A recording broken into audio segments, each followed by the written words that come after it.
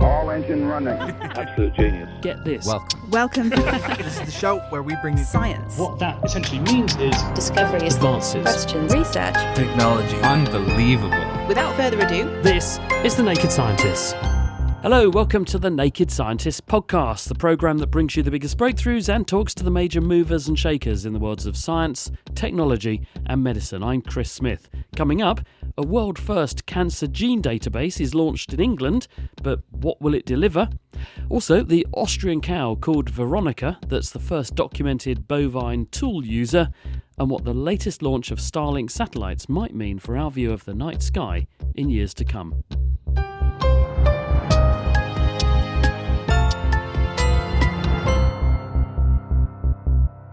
The NHS in England has created a world-leading cancer gene database, bringing together genetic and patient information to deepen our understanding of how cancers develop and how they can be treated. The aim is to support earlier diagnosis and more targeted therapies using data drawn from across the country. The challenge was to convert decades of paper records and spreadsheets into a powerful digital data set that researchers like Mark Tyszkiewicz, consultant in clinical genetics at Addenbrooke's Hospital, Cambridge, can mine for diagnostic and prognostic insights. So there are many people who we see who have inherited mutations in genes that increase their risk of cancer. The problem that we have is we don't know which of those will actually go on to develop cancer and what type of cancer they're going to develop. And what's the solution that presents itself then? What's your approach to dealing with this? In the past, what we've done is collect participants for research studies where we've studied particular genes, for example, the BRCA1 gene or the BRCA2 genes, and we have then followed them up over long periods of time to work out whether or not they develop cancer or who develops cancer. You're marrying a particular genetic makeup with a disease outcome then to see which things are connected. That's exactly right, yes. And does that give us insights into mechanisms of diseases then? So if you know a gene is linked to a disease, you can then ask, what does that gene do? Which might lead us down a pathway towards both understanding the disease itself, but also how to treat it better. That's exactly what we can do. And we can also then work out what might influence the cancer developing, because we know that it's not just genetic. There are also non-genetic factors that will increase someone's risk of cancer. So it's a combination of both. And by collecting all these data, it gives us a much better idea. If we're doing this then, what's not to like? Because you said in the past we've done this, so what do you think we could do better? So what we've managed to do now is actually collect this data through NHS genetic services throughout England. Now, many of these genetic services have been testing these genes for many, many years, going back to the 90s, but their records have been kept in different ways, paper records, Excel spreadsheets, Access spreadsheets. And what has happened recently is that all this data has been collated and centralised, and this gives us a very powerful national resource to study this in a much more efficient way. Is there lots of it? Well, so far we've got data on over 52,000 individuals, which is much bigger than any research cohort that we've ever had. So this is a pretty impressive number. That must stack up internationally as well. I mean, compared to what resources there are around the world, that must be one of the biggest data sets, surely. Absolutely. I mean, there are some countries that do this really well, like Scandinavia, Australia, Netherlands, but we potentially have got the potential to have the biggest cohort in England and therefore the most powerful way of answering these questions that we need to answer. How did you unify all that data then? Was this just people sitting there and bringing all of this stuff laboriously in and putting it into a common architecture? So a lot of the work was done initially through a grant that was funded by Cancer Research UK, and this was then taken on by the NHS, who provided additional resource, and we actually had a person in each genetic service who actually did the grunt work, if you like, extracted the data and centralised it. This is the ultimate product of that work. This archive now exists. You've basically got the genes, the clinical outcome. Who's going to use this though, and how? How does this suddenly revolutionise our ability to do cancer genetics better? It will help us enormously answering high-level questions like what sort of resource do we need to provide? How many women out there who carry a BRCA1 mutation, for example, how much surveillance do we need to offer across the country? It will also give us some idea about what sort of other cancers might occur. But because this data has all been collected anonymously, doesn't give us the ability to look at great depth. And that is the next challenge that we need to solve to really maximise the use of this data set. What do you mean by great depth? How do you see this progressing then? By great depth, I mean looking at it more at an individual basis. So far, this data has been collected through the National Disease Registration Service, so we don't need direct patient consent, and therefore we don't have much information. But what we'd like to do is go back to individuals and get them to consent for research, so we can then ask them specific questions about their lifestyle, for example, or other aspects that may help us then solve the puzzle of why some people get cancer and others don't. The people that will have ended up on databases like this hitherto will be cases where there is a disease and it stands out for some reason. Perhaps they got their breast cancer at a very young age, for example. Does this mean it's a biased data set? And therefore, as we move into an era where genetic sequencing is very, very cheap in comparison, and pretty much everyone's getting it these days, all newborns are getting it, does this mean we're going to begin to widen the repertoire and possibly see new connections and things that we'd missed before? So you've absolutely hit the nail on the head there. This is a big challenge, because the risk figures that we currently have are based on families that have come to us because they have a very strong family history of cancer. But now increasingly we're identifying individuals who have mutations in these genes because they have had a whole genome done for a completely different reason, and they don't have any history of cancer in their family, and therefore their risks are going to be different to the ones that we currently give people. Is this ready to go? Have you got the framework there so that you can unite a person's genome with their clinical record and their consent, of course, to then build a really, really powerful data set? Absolutely, we could do this at this point, but we do need the participation of the individual as well. Is this paid up funded and you just have to collect the information, or is that the stumbling block? That's certainly a stumbling block, as ever, with these projects. But we feel that this is such a powerful and strong, it has so much potential that I think we are optimistic that we will get resource and funding for it to take it forward. Wonderful achievement. We look forward to seeing what that's going to do in the years ahead. Mark Tishkowitz there, he's at Addenbrooke's Hospital. Vitamin D is colloquially called the sunshine hormone. Over 80% of our supplies are made in the skin just through sun exposure, and it plays a crucial role in calcium metabolism and maintaining strong bones.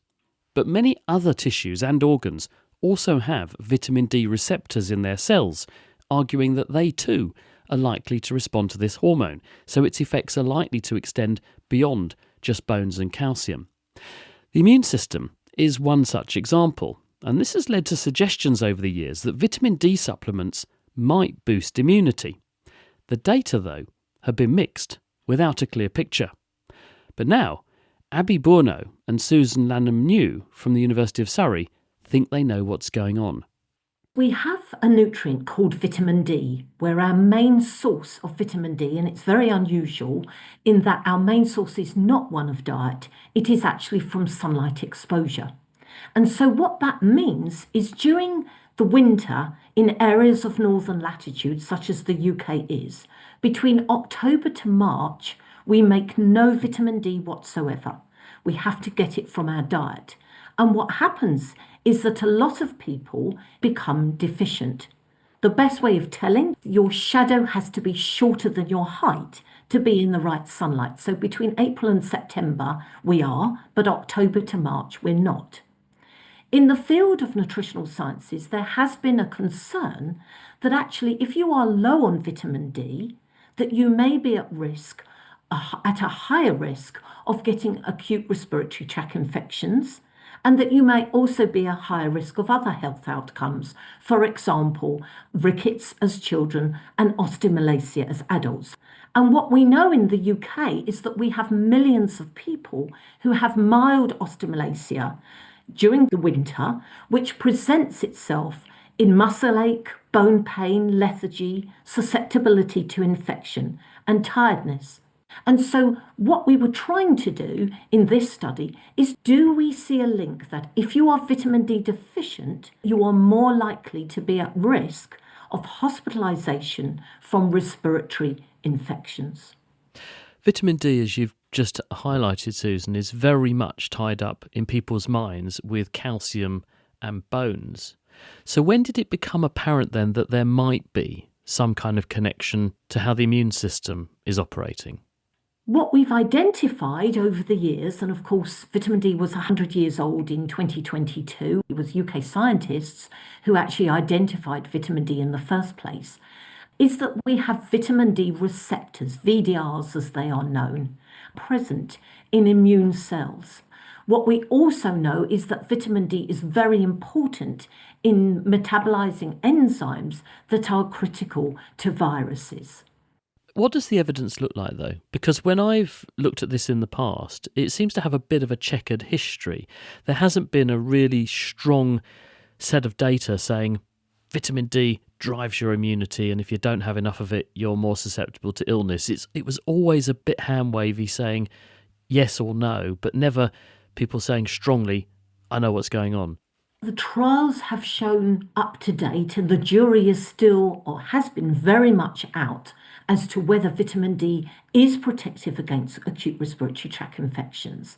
The sorts of studies that we need to do, particularly those randomized controlled trials where you're giving one group a placebo and one group the active vitamin D, they have not given us the conclusive evidence because the people in those trials have enough vitamin D. And so what we need to do are studies looking at people who are vitamin D deficient. And is that what you've done, Abby, with this study? You've managed to capture that group of people? Yeah, absolutely. We did this using the UK Biobank, which includes data for 500,000 participants. And this meant we were able to include a large number of participants who had very low vitamin D levels. So we were looking to see whether your vitamin D levels affect how likely you are to be admitted to hospital for a respiratory infection. And what we found was that people with very low vitamin D levels, they were actually 33% more likely to be admitted to hospital for respiratory infections than those with sufficient levels of vitamin D. Could you actually say, though, that the vitamin D is causing that effect? Because obviously what you've got is a vitamin D level and you've got a history of being admitted to hospital at some point with a severe infection, but they're not necessarily occurring at the same time, are they? No, absolutely. So we're looking at an association here. Their vitamin D levels were taken at baseline and then they were followed over time to see whether they developed a severe respiratory tract infection and then went to hospital for it. So we aren't able to say this, was causation, but we do see an association there. And if one says, well, taking your data and comparing it to the UK population, what fraction of the population does this apply to then? How many of us in winter, when our shadows are taller than we are effectively vitamin D deficient and therefore vulnerable to effects like those you may have found? What we show is that the prevalence, that the number of people who are vitamin D deficient is very high. And we are looking at about 20% of the UK. That goes up in the winter, where it can actually go to if not even a third of the UK population. So we know that we have a lot of people who are falling below the level where they should be. And so taking a vitamin D supplement, the recommendation was 10 micrograms or 400 international units per day to be taken, particularly during the winter. That would prevent you from falling below the cutoff for vitamin D deficiency. Have you any feel then, Susan, for how many infections we could ward off if we got everybody over the line, so we didn't have that very significant chunk of the population being functionally deficient for so long over winter? How many respiratory infections might we be able to ward off? That's a very important question, and I think we are not at the stage yet to be able to give a conclusive answer to that. I think the fact that we've found such hard data that you are 33% more likely to be hospitalized is something that has not been shown before. I think it's very difficult at this stage to extrapolate that and say this is how many millions of infections that this would solve, but that is our next part of the jigsaw that we are taking forward to really try and get answers to that very important question. And what about on the policy front? Because in the same way that we linked folic acid deficiency with birth defects like spina bifida, and that has led to food fortification with folate, and pregnant women are advised to take this during their pregnancy, and we know it's extremely effective. Are we at the stage yet, based on data like this, where we can say to the government, look, we need to have some kind of policy to get people, all people, on vitamin D over winter, because we're all running out of it and it's making us all ill? That's an extremely important point. The report has gone to government. That went in May 2024, modelling on the options that there would be for food fortification of vitamin D. We know that Finland leads the world for a successful food fortification policy for vitamin D, where vitamin D has been put into different foods, and that has shifted the whole population of Finland up to a much higher level. That report has been written by the second panel, the food fortification of options for vitamin D in the UK. Will they go for it? We very much hope that they will. If we can try and get vitamin D through into foods, through food fortification, that would undoubtedly be very helpful to the UK population in its entirety. Abby Borno and Susan Lanham-New from the University of Surrey. That work just came out in the American Journal of Clinical Nutrition. The Naked Scientists podcast is produced in association with Spitfire, cost-effective voice, internet and IP engineering services for UK businesses. Find out how Spitfire can empower your company at spitfire.co.uk. Music in the programme is sponsored by Epidemic Sound, perfect music for audio and video productions. This is the Naked Scientists podcast with me, Chris Smith. Still to come, what do we know about SpaceX's latest launch of Starlink satellites? Before that, though, the cartoonist Gary Larson published an illustration titled Cow Tools in his 1982 comic The Far Side, where a cow stood next to a range of different implements. It looked perplexed, with the picture feeding the assumption that cows can't make or use tools. The drawing itself caused a stir because many readers didn't understand the joke behind it, but Larson himself may now have just been proven wrong by Veronica, who's an Austrian cow who uses sticks and rakes, as it turns out, and brooms to scratch her body. Veronica's antics were brought to the attention of researchers Antonio Osuna Mascaro and Alice Auersberg from the University of Veterinary Medicine in Vienna. I asked Alice how she first learned about Veronica's penchant for tool use. Yeah, well, I'm interested in animal innovation, so how animals come up with completely new behaviors inventively. And I wrote a book about this. And after I've written this book, I got lots of emails from people sending me examples of their animals using tools. And there was quite a range. So there were people that told me that their cat was using the Amazon box as a house, and people that the dog is using the stick to brush his teeth. And then I got this one video which was a little more than interesting, because it showed this really nice looking brown cow, and it had an old rake horizontally in the mouth, and the rake was oriented at her rear end, and she was moving her head up and down so her rear end would be scratched with the rakes. And this would be something where I would say it would constitute tool use. I can tell you that even the scientists are actually arguing about what tool use is. But this cow was making this rake part of her body and creating a sort of mechanic dynamic interface in a body region that is most inconvenient to reach with the mouse. So this could be tool use. Had they trained, in inverted commas, Veronica the cow to do this? Or did the cow spontaneously, by their report, just find a rake, pick it up and use it? So we went to visit Veronica. We found out who the owner was, and he invited us over. And we started to talk to him about where this behavior came from. And he said that Veronica had started this all by herself. So very importantly, she's not a production cow, but she's a beloved family pet of this family in Carinthia in Austria. And she started picking up sticks that had just fallen from the wind into her meadows. and playing with them. And eventually, when she was about 4 years old, she started what seemed to be self-scratching behavior with natural sticks. And the owner said it was initially very clumsy and not very refined. But she did this now for 9 years. She is now 13 years old. Not many cows can live that long.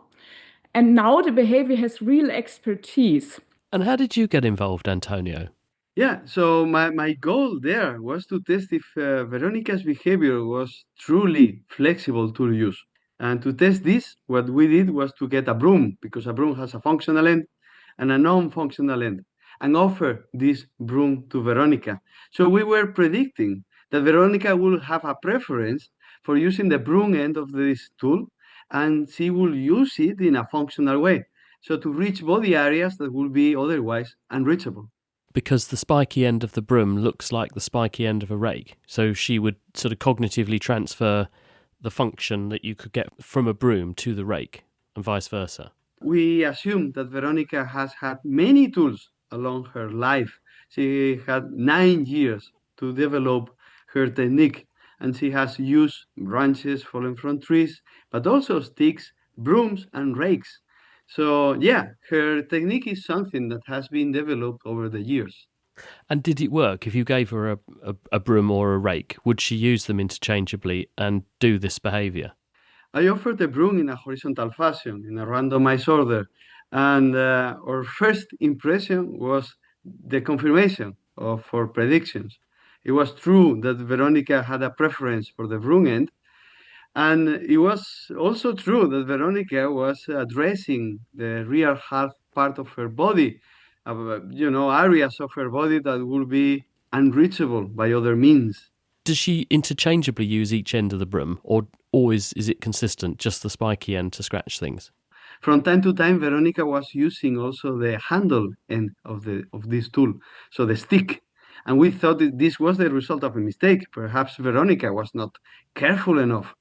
But after a while, we started noticing a pattern. And Veronica was using the broom end for reaching certain body areas in which her skin is thick. But she was using the stick end, the handle, to reach body areas in which her skin is soft and sensitive. And also, she was using different techniques. When she was using the broom, she was applying a technique similar to the one that any of us will use when cleaning the apartment. And when she was using the stick end of this tool, she was poking and pushing in a really careful way. So completely different techniques, different areas, depending on the tool end that she was using. What do you take away from this, Alice? That we haven't observed these animals enough. We studied tool use in these exotic birds in Vienna. We also study it in primates. And we go to the most abroad location, to islands in the ocean, to look for these exotic animals. And then we have this animal, which is all around us. It's one of the largest biomasses on this planet. There's so many cows. But we hardly get to see them. They're usually in some underneath stable somewhere. And we just assume that they are non-intelligent and that they are not tool users, as very indicative by Gary Larson's famous cartoon, Cow Tools. And now we know that cows can innovate flexible tool use. And this is also not something that has to do with Veronica being some sort of bovine Einstein. We found other videos, and Antonio really looked at them and found that some of these videos of cows scratching themselves with sticks were both indicus, so a different kind of cow from Asia that comes from a different domestication event. So this is something that cows have the cognitive capacity to innovate. It's important to say that tool use is certainly not some sort of latent capability and all cows would be tool users if kept exactly like Veronica, because cows have personalities and talents just like humans. But Veronica, as an inventor, has the opportunity because she can interact with her environment. She has objects to play with and to explore, and the opportunity to learn because she's had a long life.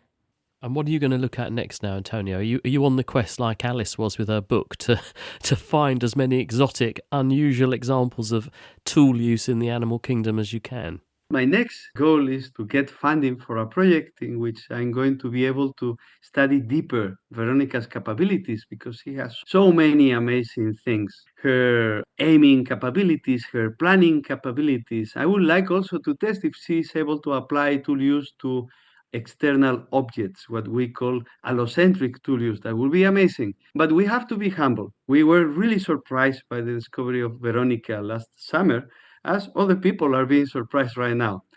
And we have to recognize that there are probably so many other cases out there to be discovered and so many things to learn. So I will be really happy if people who have experienced this personally contact me to my personal email and us more about these cases so we can keep learning. You heard it here, so send your examples of animals doing extraordinary things with Black & Deckers and other tools to Antonio Osuna Mascaro and Alice Ausberg there, who we were just listening to over in Vienna. They published the story of Veronica in the journal Current Biology. SpaceX has carried out its latest launch of Starlink satellites, adding to a network that already numbers in the thousands and provides internet coverage across much of the world. Supporters say it's transforming connectivity, particularly in remote areas, but critics warn of congestion in Earth's orbit and the impact on astronomical research. Robert Massey at the Royal Astronomical Society has the story. Starlink is a so-called constellation of satellites working together. In this case, eventually tens of thousands that are designed primarily to deliver internet access to the surface of the Earth. And, the premise of the company is to do that to remote areas that wouldn't be able to get it through ground-based links, although actually also in places that have those links.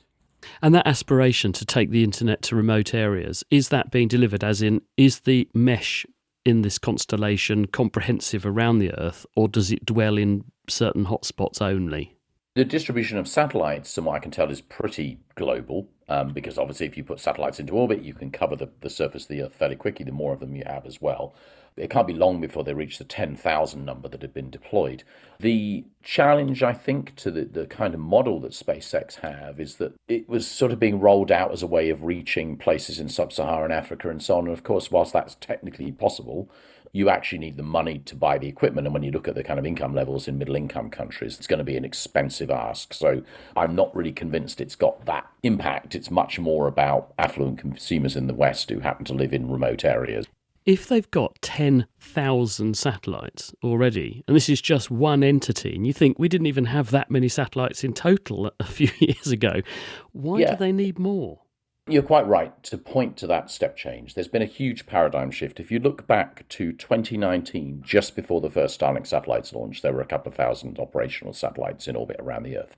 We've now gone to a 5-fold increase in a few years. And that shows no signs of slowing down, because it isn't just SpaceX that are doing this. There are other companies as well. Amazon Leo System, Guowang in China, and so on are all examples of companies that are looking to get in on this, and different countries have interest. The European Union has an interest too. It is nothing less than a change in the way we use low Earth orbit. And that brings additional challenges. This is going to lead to congestion. The risk of collisions is much higher unless there is some really very good avoidance mechanisms in place to stop that. And then there's the impact on astronomy too. But why so many? Is this just about maximising the quality of a service? Is it resilience? I mean, what's their stated aim, and how many satellites are they going to go to in total? The licenses and the plans for Starlink appear to indicate they're heading towards the number of around 40,000 if they want to. There is a bit of land grabbing in this, in the sense that if you file for a license with the Federal Communications Commission, which is the body that Starlink uses and many companies use, because if they're launching from US soil, they need to do that, then they will be aiming to kind of grab an orbital shell, almost like staking a claim, like a pioneer staking the claim in the American analogy in the West, and thereby you deny your competitors access. Whether or not you go on to deploy that many is another question, but certainly the plans seem to go up to that level. And the more of them you have, I guess, the higher your bandwidth, the more customers you can connect to. I must admit that when I've been gazing at the night sky in the last couple of years, where seeing a satellite was a rarity. In my youth, I remember doing the same thing. You'd occasionally see something and you'd go, hey, look, I've seen a satellite. Now, it's to a penny. Every few seconds you can spot one. What is going to be the impact on our view of the night sky? This is a critical concern for the Royal Astronomical Society, the organisation I'm deputy director of, and also astronomers around the world. What's happening, as you rightly point out, you see satellites all the time now. So if you pick up a pair of binoculars and you look at something in the sky, it's very, very likely a satellite or two will cross through the field. If you're an astrophotographer and you take an image of the sky or an object in the sky, it's very, very likely you'll get satellites crossing the field. And that's simply because there are so many more now, and they are bright enough, they're in low Earth orbit, that they're visible. It's particularly bad in dark sky places. I don't think you notice it as much in cities because you've got light polluted skies. It's harder to see fainter things. But if you're in dark sky places and you look up on a moonless night with the Milky Way stretching across the sky, let's imagine one of those wonderful late summer evenings when that's possible, you do sort of get this crisscross effect. You look and you think, there's a satellite, there's a satellite, there's a satellite. And I suppose people would look at that and say, oh, well, it's a trade-off between that and the internet. And I understand that point, but then I would say, look, the sky is not just the domain of private corporations, that actually humanity as a whole is a stakeholder in this as well as astronomers. My argument would be that the night sky is an environment that we should protect in its visual appearance as much as we would protect landscapes on Earth. But also, this is just the start of it. If you look at the plans around the world and the number of license applications, the number of companies that are springing up, we could be heading for, say, 500,000 satellites. Imagine moving to a world where you have 500,000 satellites and you have 50 times as many as you see now. Did we sign up for that? Did we say that we wanted the view of our night sky changed forever in this way? I don't think we did, and I think it's entirely reasonable that groups like ours and others around the world are arguing in places like the United Nations and arguing with the EU, which has actually been quite receptive, and other bodies to say, hang on a minute, this is something we need to protect. When you think about this, it's damaging the science of astronomy because if you're trying to take images, particularly of what are called transient phenomena, whereby things vary over time, if a satellite happens to go through the field and go in front of that object at the time it's varying at a critical point, you don't get it back. You can't go back to it and say to a cataclysmic variable or to a nova or something, please be at exactly that point in your cycle again so we can do the image again. That data is then lost. It may have an impact on things like the detection of near-Earth objects that we obviously want to be aware of in case they're coming towards the Earth. All those kind of things are critical applications, and we argue that they shouldn't be compromised, that actually the satellite operators, even if we accept they need that many, and I'm not entirely sure I do accept it, but even if we accept they need that many, that they should adhere to standards that make them as faint as possible so that they do as little damage as possible to our view of the sky and to astronomy. So long term then, are we just basically looking at a future which is all going to be space-based observation then? The problem with the argument that you move your observatories into space is, that's obviously much more expensive, they're much harder to maintain, and even if you do that, some of the lower ones, the ones in lower Earth orbit, for example, the Hubble Space Telescope, is already quite badly affected by satellites that are a bit higher up, and because they're only a bit higher up, they appear, and they're closer to the telescope than to observers on the ground, they actually appear much brighter in the field of view of Hubble. So it isn't really a great solution, actually, unless you imagine, trillions and trillions being spent on putting something on the moon. But realistically, we ought to be protecting the skies and the ground. And I think there's a stronger argument, or a good argument at least, alongside that, which is that it's not just for professional astronomers, but for humanity as a whole. If you said to people in a century's time, you'll have a night sky that's full of crisscrossing streets that are incredibly bright, which I'm not necessarily saying that comes to pass, but would people sign up to that? I'm not sure that they would. Robert Massey from the Royal Astronomical Society there. Well, that's it for this week. Do tune in on Tuesday, though, when we're going to be unpacking motor neurone disease. What is MND? Why do people get it? And how are neurologists trying to tackle it? Meanwhile, thanks to you very much at home for listening to this programme, and to those of you who support us with your incredible donations. If you like what we do and you'd like to make a contribution to help keep the show on the road, do please head to nakedscientist.com/donate. We really appreciate it. Please also follow us on LinkedIn and on Instagram, and do leave us a review if you can on Spotify, Apple, or wherever you get your podcasts. I'm Chris Smith. Thanks for listening, and from all of us here at the Naked Scientist team, until next time, goodbye.